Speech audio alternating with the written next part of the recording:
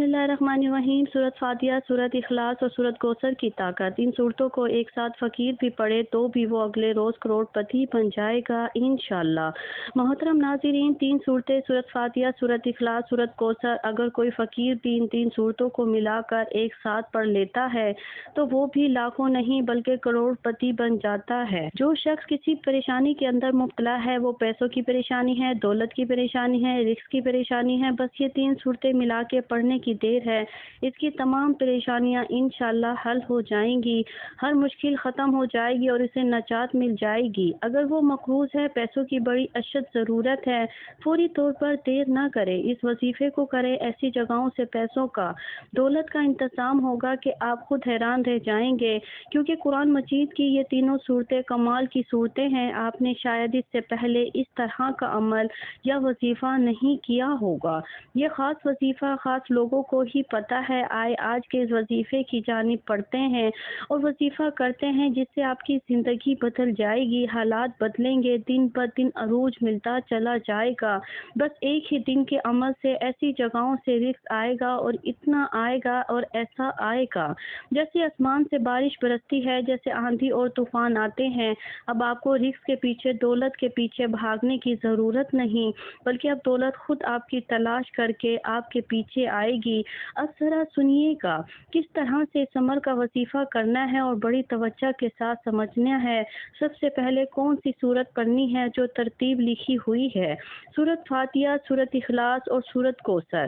ناظرین، ان کی طاقت کا آپ کو اندازہ نہیں ہے، ہر ایک صورت کی الگ الگ طاقت ہے، اور جب تینوں مل جاتی ہیں تو پھر اس کے نظارے آپ خود دیکھیں گے، اس کے معجزات آپ کھلی آنکھوں سے دیکھیں گے۔ سب سے پہلے عمل کا طریقہ کار سمجھیے گا۔ اس عمل کو آپ نے باوضو ہو کر کرنا ہے، نماز کے بعد کرنا ہے۔ ان 2 باتوں کو ذہنوں میں اتار لیں اور انہیں اچھی طرح یاد رکھیں۔ ناظرین، یہ اتنی مبارک صورتیں ہیں کہ ان میں سے ہر ایک صورت کی، سورۃ فاتحہ کی اپنی شان ہے، اپنی طاقت ہے کہ اس کو حضور صلی اللہ علیہ وآلہ وسلم نے فرمایا یہ نور ہے، اور سورۃ کوثر یہ دشمنوں سے نجات کے لیے ہے، سورۃ اخلاص رزق کی فراوانی کے لیے ہے۔ اس کا وظیفہ تو میرے آقا نے اپنے غریب صحابہ کو بتایا، جو چند دنوں میں اتنا مالا مال ہوا کہ حضور صلی اللہ علیہ وآلہ وسلم کی بارگاہ میں حاضر ہوا اور عرض کی، یا رسول اللہ، اب تو اتنا رزق اللہ نے عطا کر دیا کہ سمجھ میں ہی نہیں آتی کہاں سے اٹھاؤں اور کہاں رکھوں، مطلب گھر رزق سے بھر جاتا ہے۔ اس لیے ناظرین، اب آپ نے کرنا کیا ہے؟ سب سے پہلے آپ نے حضور صلی اللہ علیہ وآلہ وسلم کی ذات پر درود پاک پڑھنا ہے، اور درود پاک پڑھنے سے پہلے تعوذ اور تسمیہ پڑھتے ہیں۔ جب تعوذ پڑھتے ہیں تو شیطان مردود سے نجات مل جاتی ہے، شیطان پھر عمل میں دخل اندازی نہیں کرتا، اور جب شیطان دور ہو جاتا ہے تو 100% ہمیں وظیفے کے اندر طاقت مل جاتی ہے، کامیابی مل جاتی ہے۔ دیکھیے، اعوذ باللہ پڑھنے میں چند راز ہیں، اور یہ تصوف کی پہلی سیڑھی ہے۔ شیطان انسان کا کھلا دشمن ہے، رب العالمین انسان کا مولا ہے، مددگار ہے۔ مولا کے پاس حاضری دینے میں شیطان راستہ بند کر دیتا ہے، توڑنے کی کوشش کرتا ہے تو انسان پکار کر عرض کرتا ہے، اے مولا، تو مجھے شیطان سے بچا لے۔ تعوذ زبان کی طہارت ہے، شرک کرنے والے گویا جم بھی ہیں اور گناہ گار گویا قلبی ہیں۔ تعوذ رحمت کا ذریعہ ہے، کوئی بھی آ کر اس میں غوطہ لگائے پاک ہو جاتا ہے۔ اب آپ کو سمجھ آئی ہوگی کہ تعوذ پڑھنا کتنا ضروری ہے۔ جب عمل کو شروع کرنا ہے، شروع کرتے ہوئے اعوذ باللہ من الشیطان الرجیم بسم اللہ الرحمن الرحیم پڑھنا ہے۔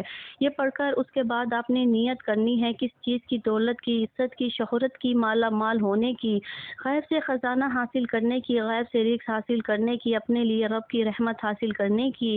یہ آپ نے نیت کرنی ہے۔ یہ جتنی چیزیں بتائی ہیں ان کو سمجھنا ہے، یاد رکھنا ہے اور اسی طرح پڑھنا ہے۔ سب سے پہلے آپ نے درود پاک 7 مرتبہ حضور صلی اللہ علیہ وآلہ وسلم کی ذات مبارک پر پڑھنا ہے۔ ناظرین، تقریباً تمام انبیاء اولیاء کرام نے مختلف عبادتوں سے پہلے اعوذ باللہ پڑھی ہے، ہر مصیبت کے موقع پر، ہر پریشانی کے موقع پر۔ یہاں تک کہ ایک شخص پر بہت غصہ وارد تھا اور منہ سے جھاگ نکل رہی تھی، حضور حضور صلی اللہ علیہ وآلہ وسلم نے فرمایا اگر یہ شخص اعوذ باللہ پڑھ لے تو اس کی یہ حالت دور ہو جائے گی۔ تو معلوم ہوا کہ اعوذ باللہ پڑھنے سے غصہ بھی دور ہوتا ہے جو 1000 گناہوں کی جڑ ہے۔ حضور صلی اللہ علیہ وآلہ وسلم نے فرمایا جو شخص روزانہ 10 بار اعوذ باللہ پڑھ لیا کرے اللہ تعالیٰ اس پر ایک فرشتہ مقرر فرما دیتا ہے جو کہ اس شیطان سے بچاتا ہے۔ تفسیر روح البیان میں ہے کہ اعوذ باللہ کی تفسیر میں فرمایا حضرت حسن رضی اللہ عنہ فرماتے ہیں جو شخص قلب کے ساتھ اعوذ باللہ پڑھے تو رب اس کے اور شیطان کے درمیان 300 پردے حائل کر دیتا ہے۔ حضور صلی اللہ علیہ وآلہ وسلم نے اعوذ باللہ کو مختلف عباداتوں کے ساتھ بہت سے فائدوں کے ساتھ دعاؤں میں وارد فرمایا ہے۔ چنانچہ مشکلات شریف کی حدیث ہے کہ جو شخص بھی صبح شام تعوذ پڑھے گا تو زہریلی چیزوں سے انشاءاللہ محفوظ رہے گا۔ تو ناظرین آپ نے شروع میں 10 بار اعوذ باللہ من الشیطان الرجیم پڑھنی ہے، پھر اس کے بعد بسم اللہ الرحمن الرحیم پڑھ کر درود پاک پڑھنا ہے جو تعداد بتائی ہے، اور پھر اس کے بعد آپ نے سب سے پہلی سورت فاتحہ اور اس کا مطلب ہے کھولنے والی سورت۔ اس سے مقدر بھی کھلتا ہے، قسمت بھی کھلتی ہے، رزق کے دروازے بھی کھلتے ہیں، اس سے بہت ساری چیزوں کے راز کھلتے ہیں۔ اور دیکھیں جب کوئی فقیر کسی امیر کے دروازے پر جاتا ہے بھیک مانگنے کی غرض سے جاتا ہے تو اس کی تعریف کرتا ہے، تو ہم نے سب سے پہلے اپنے رب کی تعریف کرنی ہے۔ گویا فقیر کا یہ کہنا ہے کہ گھر والا بڑا سکی ہے، یہ اس کی تعریف ہے۔ ہم نے کیا کہنا ہے؟ الحمدللہ رب العالمین، کہ تمام جہانوں کو پالنے والا وہ رب ہے جس کی ذات ہے جو تمام جہانوں کو پالنے والی ہے۔ تو جب ہم اس کا ذکر کریں گے، اس کا تذکرہ کریں گے، تو اس طرح اس کی شان اور عظمت کو بیان کریں گے تو ناظرین بات بن جائے گی۔ تو اس ترتیب کے ساتھ آپ نے اس عمل کو کرنا ہے۔ بزرگان دین کی عادت ہے تلاوت قرآن پاک کے متعلق جدا گانا تھی۔ صحابہ کرام تو ایک دن رات میں اٹھ کر قرآن مجید ختم کر لیتے تھے، 4 دن اور 4 رات میں بعض حضرات ایک دن میں قرآن پاک ختم کر لیتے تھے۔ تو ناظرین وہ لوگ کس درجے قرآن پاک ختم کر لیتے تھے؟ تو ناظرین وہ لوگ کس درجے پڑھتے تھے، کس مقام پر تھے؟ ورنہ تو قرآن کا ایک حرف پڑھنے پر اللہ کئی نیکیاں عطا فرماتا ہے۔ اس لیے ناظرین الف لام میم یہ 3 الگ الگ حروف ہیں۔ الف لام ایک ہے، الف لام الگ حروف ہے، میم الگ حروف ہے، تو کتنی اس بندے کے نام اعمال میں نیکیاں لکھی جائیں گی جو آج اس طرح پر عمل کرے گا۔ یقین جانیے دنیا بھی سنور جاتی ہے اور آخرت بھی سنور جاتی ہے۔ 10 بار سورت فاتحہ کا یہ وظیفہ کرنا ہے، ہر بار بسم اللہ کے ساتھ پڑھنا ہے اور آمین کے ساتھ پڑھنا ہے۔ اب جو ترتیب میں سمجھا رہی ہوں اس ترتیب کو آپ نے کبھی نہیں بھولنا، یہ بس ذہن میں رکھ لیں کہ اس عمل کو دل پر لکھ لیں، دل پر اتار لیں، اپنی نسلوں کو بتا دیں، اپنے بچوں کو بتا دیں، انشاءاللہ وہ بھی دعائیں دیتے رہیں گے۔ جو شخص آج تک اپنی اولاد کے لیے کچھ بھی نہ کر سکا تو کم از کم یہ وظیفہ ہی کر لے۔ کم از کم اگر زندگی میں خوشحالی چاہتے ہو، رونق چاہتے ہو، دولت عزت شہرت چاہتے ہو تو پھر جلدی کرنا، دیر مت کرنا، اس عمل کو ضرور کر کے دیکھنا۔ ناظرین اب عمل کا جو ترتیب اور طریقہ بتا رہی ہوں اس طرح آپ نے کرنا ہے۔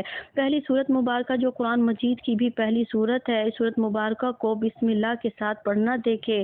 اس میں ہر بیماری کی شفا ہے، صرف یہ دولت کے لیے نہیں ہے، اس کے علاوہ جتنی بھی پریشانیاں ہیں ہر پریشانی سے نجات کے لیے یہ سورت بہترین ہے۔ دیکھیں اس لیے میں نے کہا بسم اللہ کے بغیر نہیں پڑھنی۔ تینوں صورتیں کے شروع میں آپ نے بسم اللہ لازمی پڑھنی ہے۔ دوسرے نمبر پر جو سورت ہے سورت اخلاص پڑھنی ہے۔ جنت کے کتنے دروازے ہیں؟ 7۔ دوزخ کے 7، اور زمینیں کتنی ہیں؟ 7۔ آسمان کتنے ہیں؟ 7۔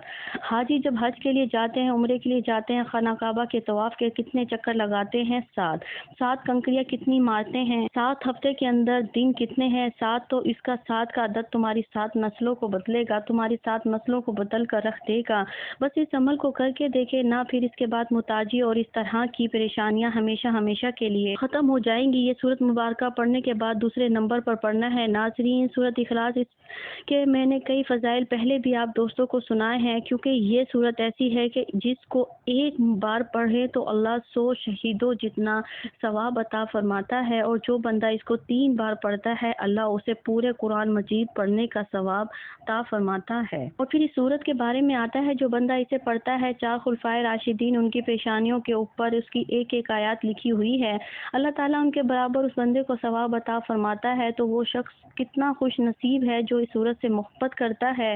ایک اور حدیث میں یہ بھی آتا ہے کہ جو بندہ اس صورت کو محبت کے ساتھ پڑھتا ہے، شوق کے ساتھ دل لگا کر پڑھتا ہے، اللہ تبارک و تعالیٰ اس کے رزق میں وسع کے ساتھ ساتھ دنیا اور آخرت میں کامیابی کا ذریعہ بنا دیتا ہے، اور کل قیامت کے دن یہ صورت اس بندی کے لیے شفیع بن جاتی ہے، سفارش کرنے والی بن جاتی ہے۔ اس لیے صورت مبارکہ کو آپ نے 10 بار پڑھنا ہے۔ بسم اللہ الرحمن الرحیم، قل اللہ احد اللہ الصمد لم یلد ولم یولد ولم یکن لہ کفوا احد۔ ناظرین، ایک صحابی بڑی اس صورت کے ساتھ محبت رکھتے تھے، اس کو ہر وقت پڑھتے رہتے تھے، چلتے پھرتے اٹھتے بیٹھتے پڑھتے رہتے تھے، اور جب وہ فوت ہوئے ان کے جنازے میں اللہ نے لاکھوں فرشتے چلتے پھرتے بڑھتے رہتے، اور جب وہ فوت ہوا تو ان کے جنازے میں اللہ نے لاکھوں فرشتے بھیج دیے۔ تو جو بندہ ایک بار صورت مبارکہ کو پڑھتا ہے، اللہ پاک نوری ملائکہ نوری فرشتوں کو اس بندے کے جنازے میں شامل کر دیتا ہے۔ اب آتے ہیں تیسری صورت کی طرف۔ اسی طرح آپ نے صورت کوثر پڑھنی ہے۔ بسم اللہ الرحمن الرحیم 3 آیات ہیں، یہ قرآن مجید کی دیکھنے کی سب سے چھوٹی صورت ہے،